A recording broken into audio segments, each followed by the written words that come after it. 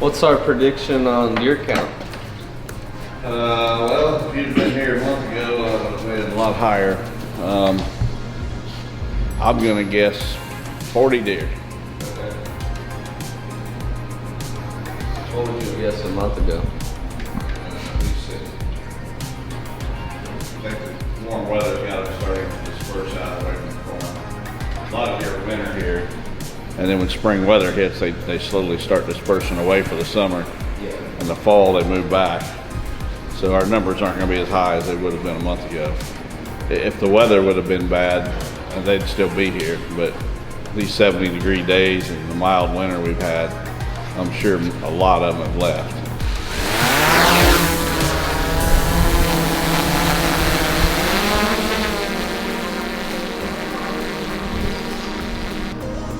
See, like there's quite a few on the edge of the cornfield there. Yeah. A few on the far right-hand side.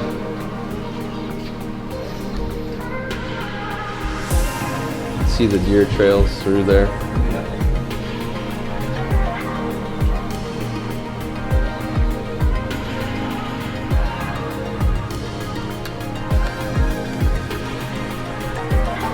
Goodness gracious.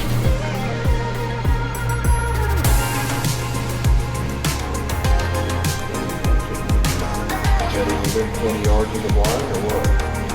They're probably just coming back to feed into the bed. But I can remember where they were from. Those are all in the They're laying down. Yeah, they're down. Big beneath here.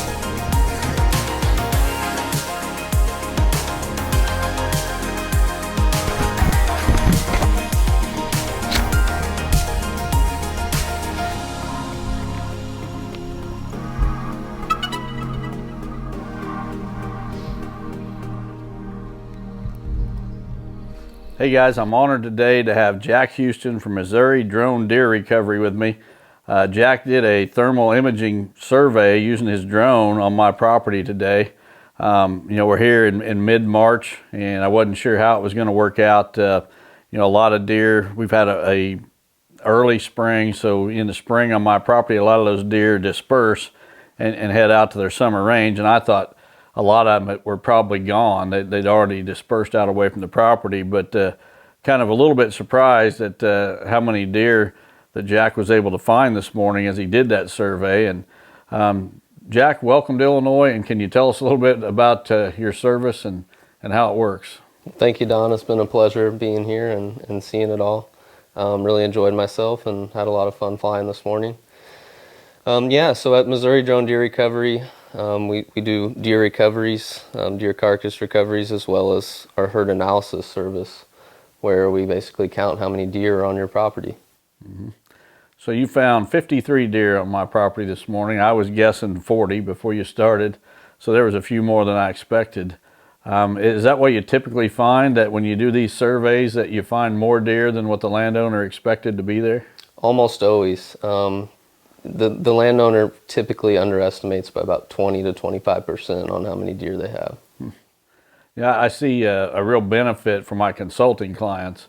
I wish they would all have you at their property and then have me come and do another survey a year or 2 years later to see what difference it would make. I know Wes Delks had a client, I believe it was in Pennsylvania, that they did a survey on his property before Wes was there.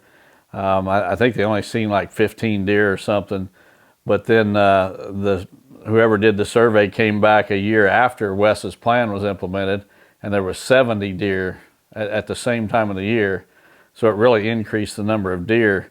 Do you find yourself doing a lot of repeat visits to the same property to see how things have changed over a period of time?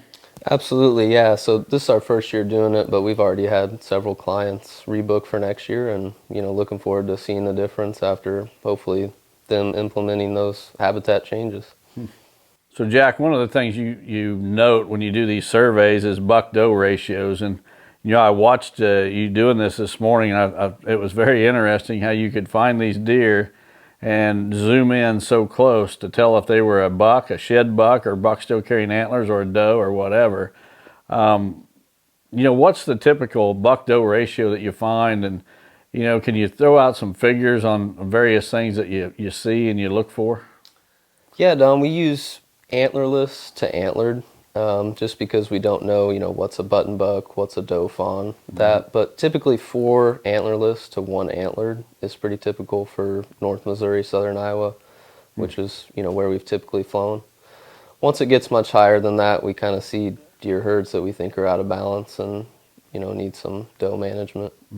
So after you flew your drone this morning, you stuck around. We went to the sanctuary and we looked for shed antlers and such, had some conversations out there. And you was talking about things like deer density and how they affect mature bucks, bigger bucks. And I think the magic number was like 100 deer per square mile. That's correct. Can you dig into that a little bit? Yeah, so we've done about 20 of these this year so far. And like I said, North Missouri, Southern Iowa, as those numbers change as you go across the country. But, typically we see an overpopulation problem, we think. Social stress is a pretty real, thing in the deer world, and a lot of people aren't doing their fair share of doe management. Then we get those out of whack buck to doe ratios, too many deer. And a lot of the farms we've flown that have produced the bigger deer, 170, 180 plus, their deer per square mile is generally pretty low and below that 100 mark. So, as technology gets more ingrained into the outdoor industry, cell cameras, things like that, I imagine these thermal drones are right up there at the top of the list of things that people probably don't embrace like you would think they would. At least that would be my guess, without any experience like you have. What have you found the case? Is the public pretty receptive to this? I think generally after people have seen the technology, they understand, how it can be used effectively to, manage properties and help recover deer, and they see the good in it. I think until you've seen it, sometimes it's hard to understand that. But generally people have accepted it really well, and, they see the use for it. Yeah. So I know this morning you had to show up early because it's a sunny day today, and that bright sunshine really affects your drone and I guess how that thermal can pick up the deer. Can you explain the ideal conditions for one of these herd surveys?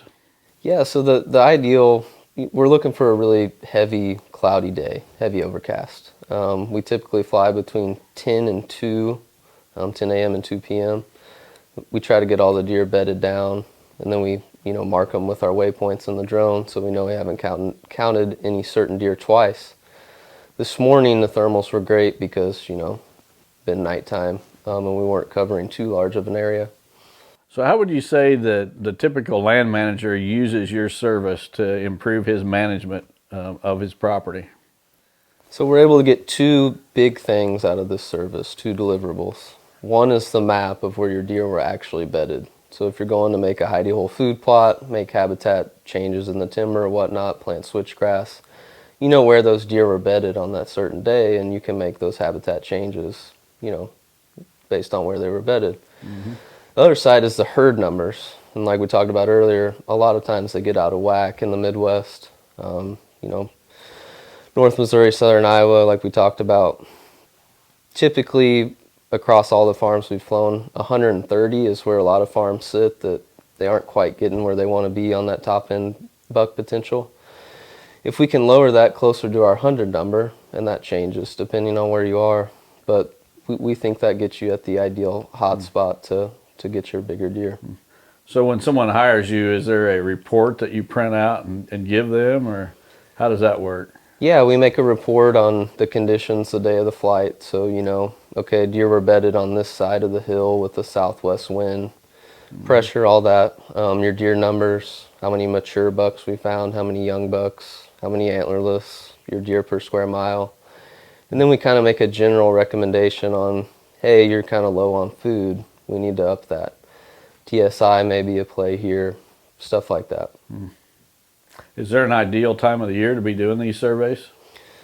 November through kind of the end of March, when the leaves are off, is typically the best time. So Jack, did you notice anything about my property when you was doing your survey that stood out to you?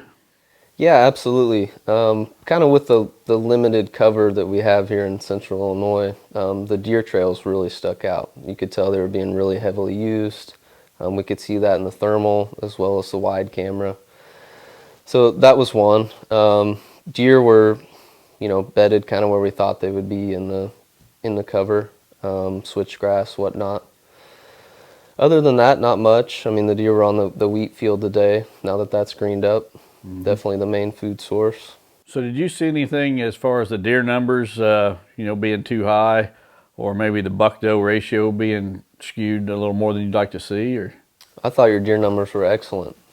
We could see with the antlerless to antlered ratio, even though we didn't take that full count today, that with our shed finds, when we found 9 different bucks, if you average that out across the 53, there's a few we didn't find. But you're close to that 3 antlerless to 1 antlered.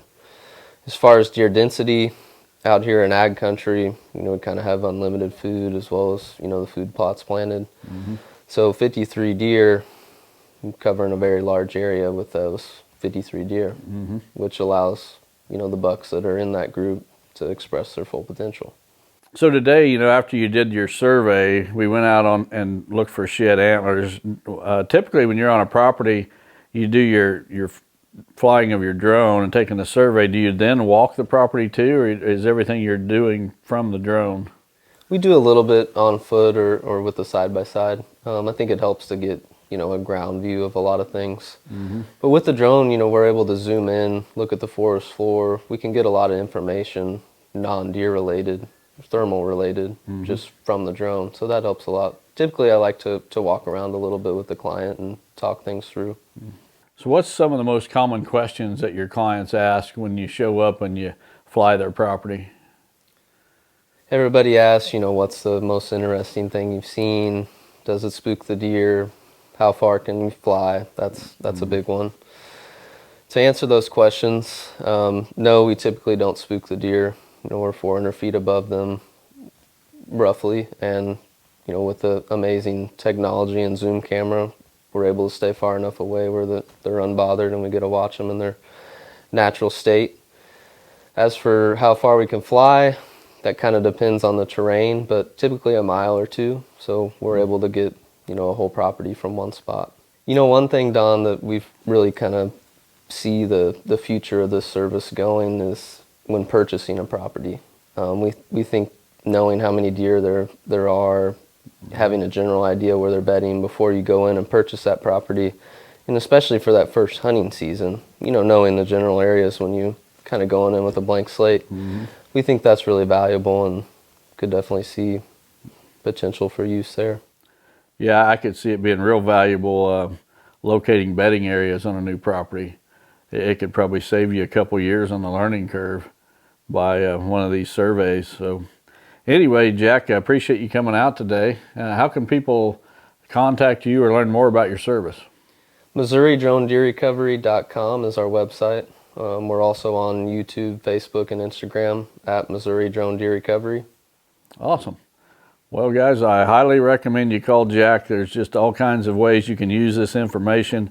Whether you're trying to fine tune your property, figure out how many deer are there, the buck to doe ratio, or where those deer specifically are bedding, give Jack a call and he'll help you out.